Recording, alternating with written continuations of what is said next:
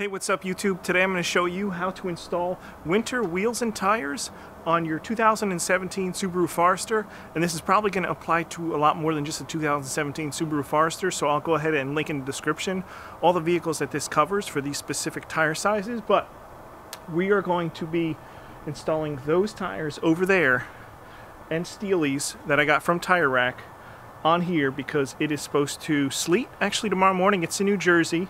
It is October 26th, and tomorrow morning we're supposed to get some pretty nasty weather, so I want to put these wheels and tires on now, and I want to show you how to do that. And it's super easy and it's super simple. And if you have this car, you probably have really crappy all-season tires that are stock on it, and you really shouldn't be driving like that. You should get these, and I'll show you exactly what I got. It's a relatively reasonable price, and it's going to last you a ton of seasons, and you really should do this. So let's get started. It's going to be very fast paced. I apologize for that, but the sun has set or is setting, and I want to get everything on as soon as possible before it gets super dark. These are the really crappy stock tires that I was talking about. These specific ones that come stock on here are Yokohama Geolander G91, and if you look on tirerack, they get such a crappy rating, and you really don't want these other than for regular driving in non-winter months. Here are the wheels unwrapped, and you'll notice they all come with this little sticker here on the tread, and you can literally go around all four and just peel that right off. And they label them passenger side and driver side because these are rotational tires. So you want them to go in a specific rotation, and because of that you want two mounted one way for the driver's side and two mounted another way for the passenger side. And they also come with new, I believe they're zinc plated lug nuts. Should be 20 of them there, 5 each wheel, 4 wheels. So that was included with the pricing, and if you're looking to get them from tirerack, no affiliation with them or anything, but they came mounted and balanced for free, so you don't even have to go to a retailer to get them installed if you could do it at home by yourself. So let's get started. What we want to do here is find out what size the lug nuts are, and they happen to be 19 millimeter for our specific application. And again, this could be different for you, but just take a socket and find out what size it is by trial and error. You want the tightest socket, obviously. Before you get started, make sure you're in park and your e-brake is on. And if you have one, grab a chock block and put it on a wheel that you're not working on yet. So, for instance, we'll put it behind here. Make sure it's nice and secure. And then, just to keep things super simple, we're going to use this stock jack, which can be found underneath here. Right? Everyone should have that. It's underneath all that. So you come over here and you want to find the stock jack point. You don't want to be near any of the plastic when you jack this up. So just zooming out here, you'll see exactly where we are here. And then what you'll want to do is just, yeah, you could feel that there's a point right behind there where the jack is going to want to sit. And then our job here is just to steady the jack on that point. It's hard to see without a light, but on the other side of this lip you'll feel some support, and you'll know when it's lined up properly because you'll be right on that support. Alright, so we can do a lot of this by hand here, and then what you'll want to do is put this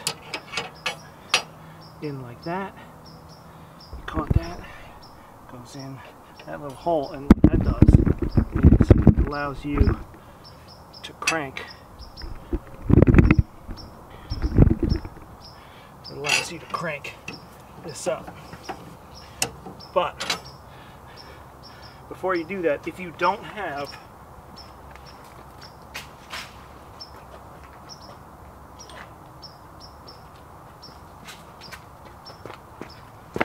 if you don't have something like this, which is an impact driver, you'll want to loosen these lug nuts, not take them off, but you'll want to actually loosen the lug nuts before you jack up the car, because it will be very difficult for you if you want to remove the lugs. But what's nice about this is wheel can be up in the air and it'll still remove it. So let's do that.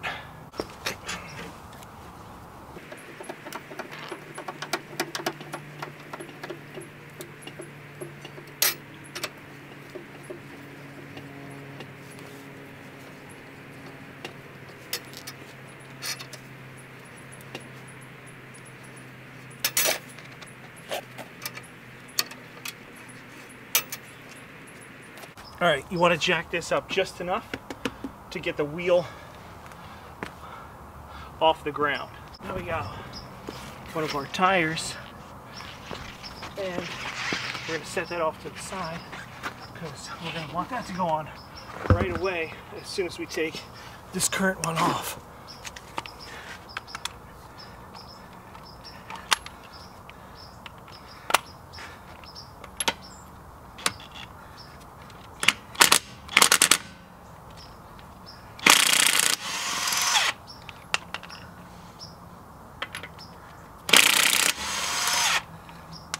See how easy those come off?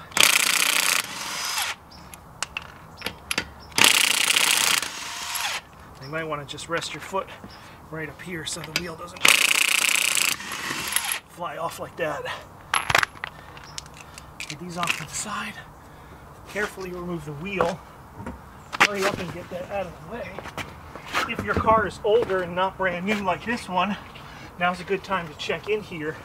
But don't ever put any of your body parts underneath the vehicle in case it comes loose off of that jack. So line that back up. We're good.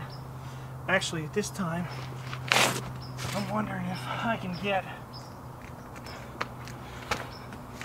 I'm wondering if this little cap here, if I can pop that out and put that on the steely. See that? You just push from behind, and then let's see if we can get there. I don't think there's enough room because of the offset. You see that?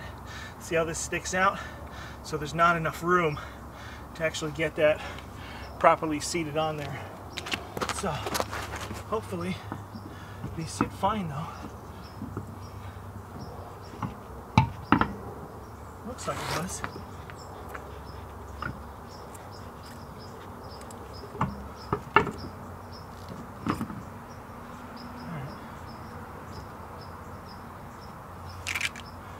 Then you want to start these by hand.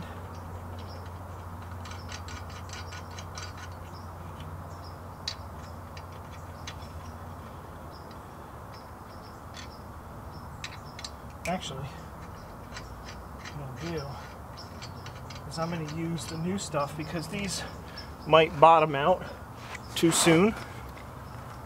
And the nice thing, see, I'll show you the difference real quick. These might bottom out because they have caps on them, but these go through. So put the cap ones to the side and put your new ones on because you don't want them to bottom out.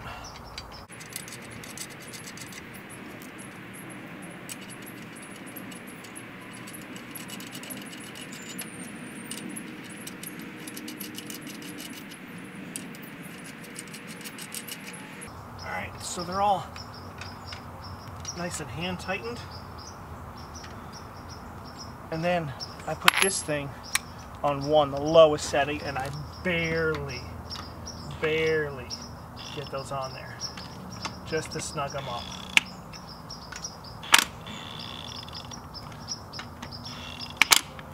Hear that? I'm really not even applying that much pressure to get them on. I'm just trying to center the wheel. Not applying much torque. Just snugging them up. And then what we're going to do, and if you notice, I'm doing a star pattern here to tighten them up, right? That's what you'll want to do too.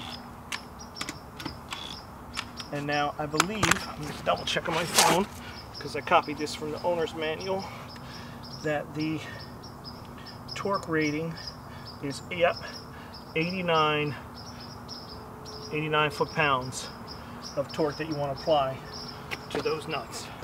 Okay, once these are snugged up, you can go ahead and let the car down on the tire.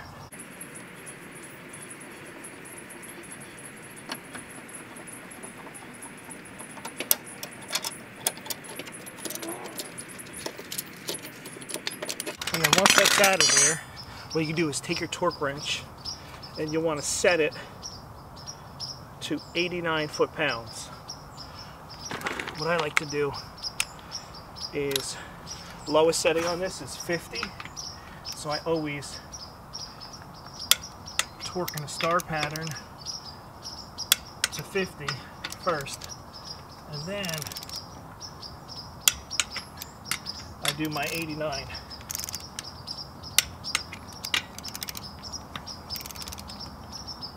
Alright, so those are all done to 50, and then we'll bump up to 60, 70, 80, 89, and then we'll redo this.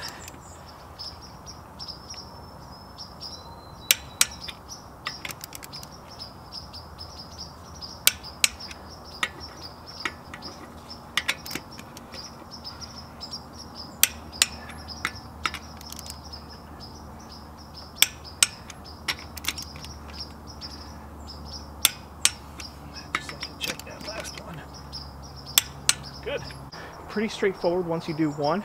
Just be very careful when installing the jack underneath the car to make sure that it sits perfectly before you start jacking up. You don't want any wobble. You always want to be on a level surface. You don't want to ever get underneath the car when it's on the jack in case it falls off. There might be something in the manual that shows you exactly what you need to do with the jack, but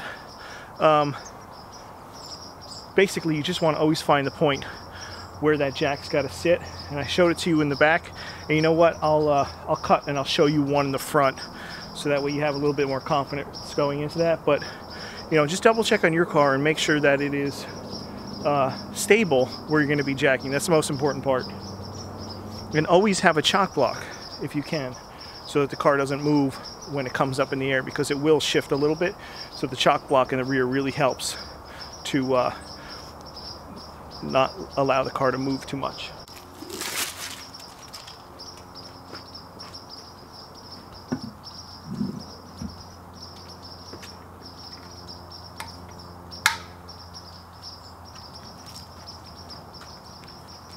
If you have some chalk or tape, go ahead and mark the old location on here so you know where to put them back, or you know where to rotate them to if it was time to rotate them.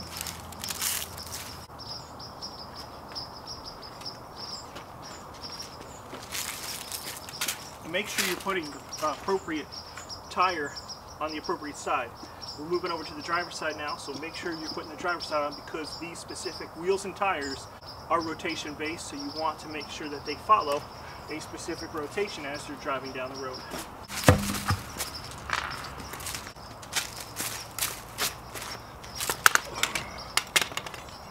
Let's see if I can get a little more light back here.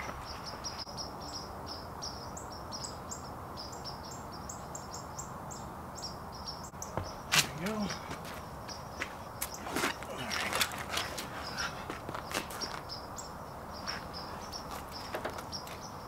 There's a lot of grease on the jack, so just a heads up, you don't want to get any of that in your interior.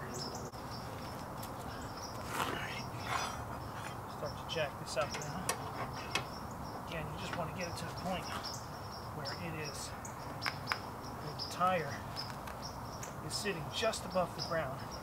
You don't want any more than that, because you run the risk of the jack slipping, and that's not a good thing. So we're almost there. Alright, that looks clear. So again, get put this tool on. See, I already got grease on my gun here. I'll link to this thing too. I've been doing this for a long time, and this is one of my favorite all-time tools, especially if you're doing what we're doing right now. Setting them on is 2 to remove.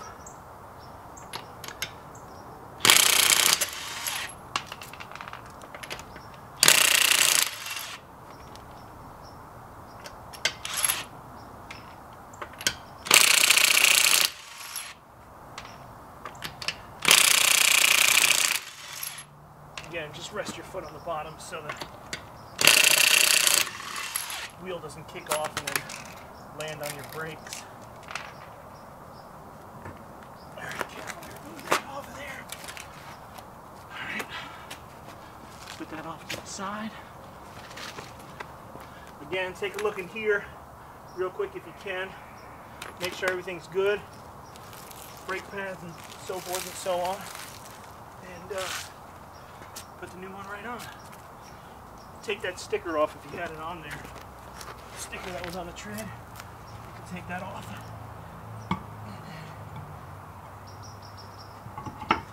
Get that new one mounted. And remember, you're going to want to use the new nuts where the thread goes all the way through, so you don't run the risk of bottoming the stock ones out. Put this on forward and 1 setting just to snug them up in a star pattern.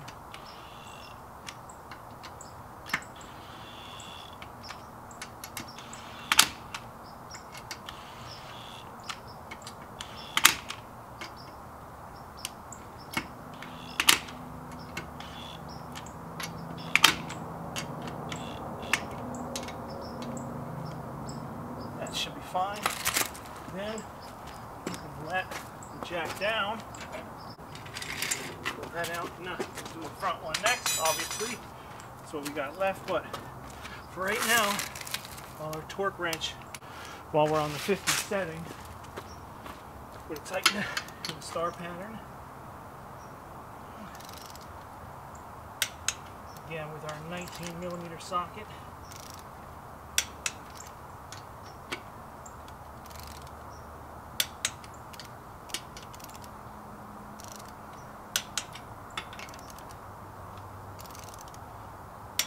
Then we're going to move it up. We're going to bump it up to 89.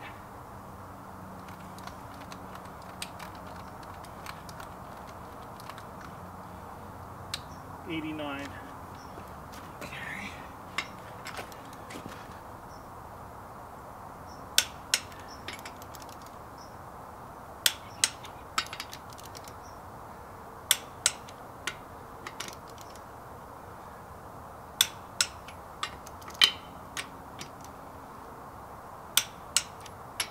Check that last one. Good. So I'll bump it back down to 50.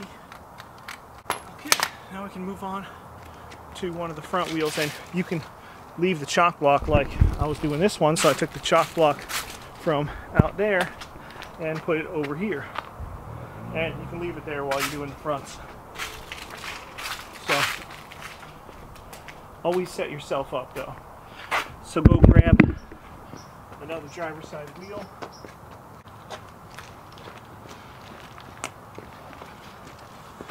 And take off this sticker. Just peel that right off. Kind of satisfying. Put that off to the side. Get your 5 through lug nuts. And then we're going to locate this front jack spot. And I'm going to actually use my iPhone flashlight to find it. Alright, it's easy. Same deal. There's you can see on the other side that there is a little bit of support, and it actually looks like sticky material, but that's fine. That's exactly where you want your. Put this in place.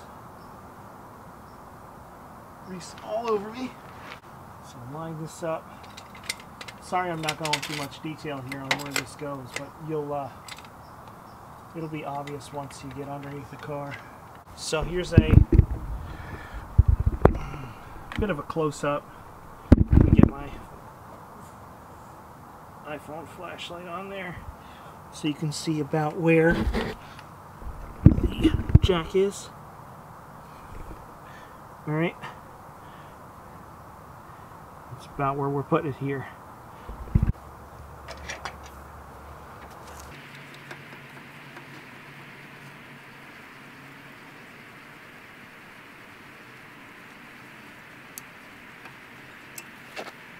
Just enough clearance to get the tire off the ground, and I think we have it.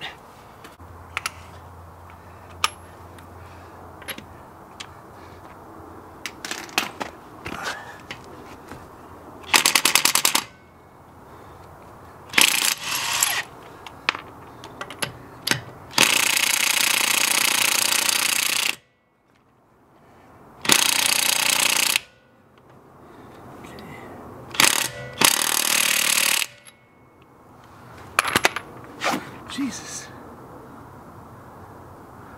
That one's really on there. Alright. Let's see if we get these others off.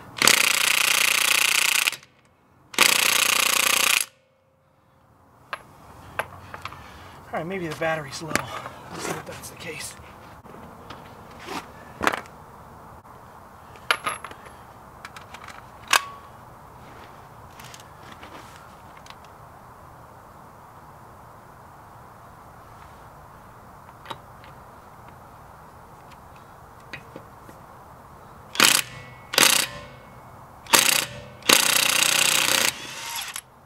Alright, take a little bit of force to get them to break free, and I am bleeding all over the place. I had to take a little bit of a break because I cut myself on a tool where the battery was. That's why you should never keep sharp tool blades where you can't see when you're putting your hand in the dark.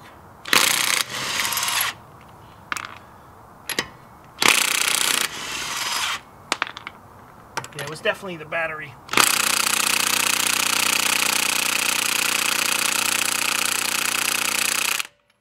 Jesus. That one is really on there.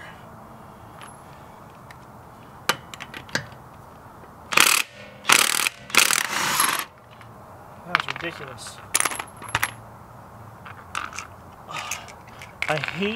I hate it when people put lugs on way too tight. You don't, it's 89 foot-pounds. It's not that much. Yeah, you can see it's already going right through the Band-Aid. It was a nice slice. Let's get this bad boy on here.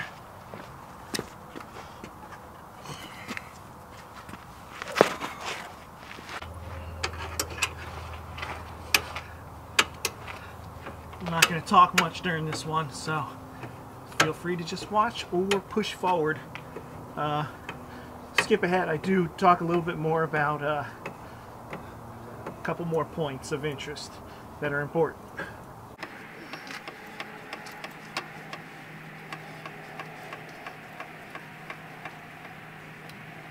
Alright, last tire is off the ground. We can pop this free, hopefully, without any issue. We did on the last one. So I'm on 2. That's 1. That's 2. That's 3. 4. And nice. It's awesome when things work out like that, right? Slide that bad boy off. Pop that new one on. Almost forgot it, but I did hear it. Get that sticker off.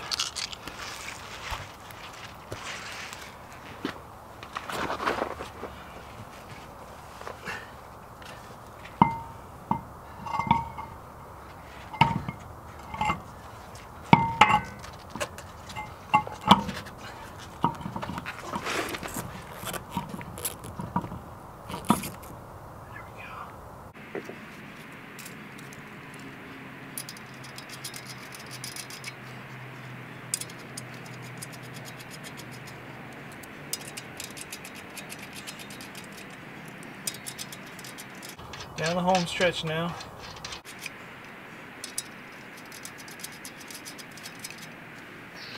Snug these up. Again, I have it on. If you have this impact wrench, I snug them up on the one setting because you don't want to, just in case you're on the 2 and you over tighten. That's a huge over tighten, and you don't want to do that. So 1 doesn't really do much damage here. So those are all snugged up. We can lower it off the jack here.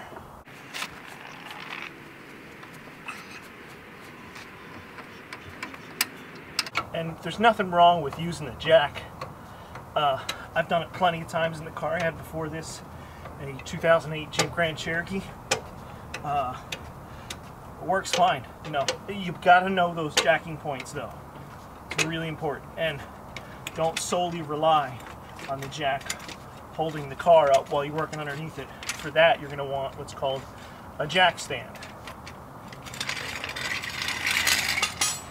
Almost done here. We're going to torque this in the star pattern to 50 foot-pounds.